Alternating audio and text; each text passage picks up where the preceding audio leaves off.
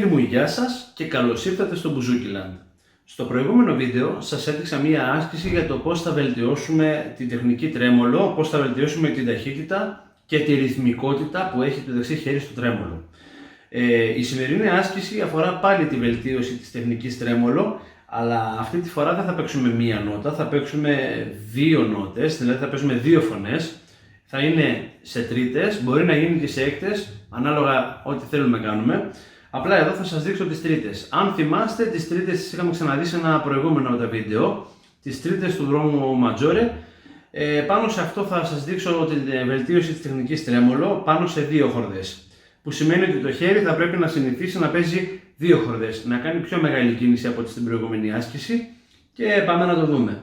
Ξεκινάμε την άσκηση από τις νότες Do που βρίσκεται στο τρίτο τάστο της δεύτερης χορδής με το δεύτερο δάχτυλο και την νότα Mi που βρίσκεται στο δεύτερο τάστο της πρώτης χορδής με το πρώτο δάχτυλο. Και από εκεί και πέρα πάμε κανονικά να παίξουμε Do Maggiore με τρέμολο. Πάμε να το δούμε.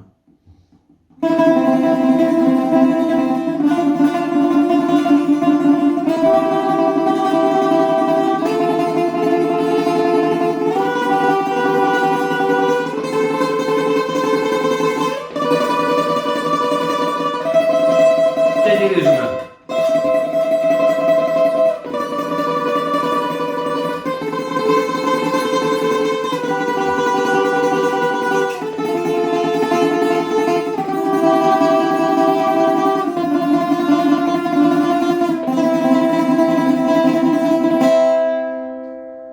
Αυτή είναι η ασκησούλα, πρέπει να την κάνουμε αργά για να μπορέσει το χέρι μας να αποκτήσει ρυθμικότητα και να μπορεί να παίξει όλο και πιο γρήγορα, να κάνει την κίνηση αυτή και το τρέμολό μας θα γίνεται πολύ ωραίο και γρήγορο. Αυτά, σας ευχαριστώ που με παρακολουθήσατε. Αν σας αρέσουν τα βίντεο, κάντε ένα like και subscribe για να με βοηθήσετε. Να είστε καλά, τα λέμε στο επόμενο βίντεο.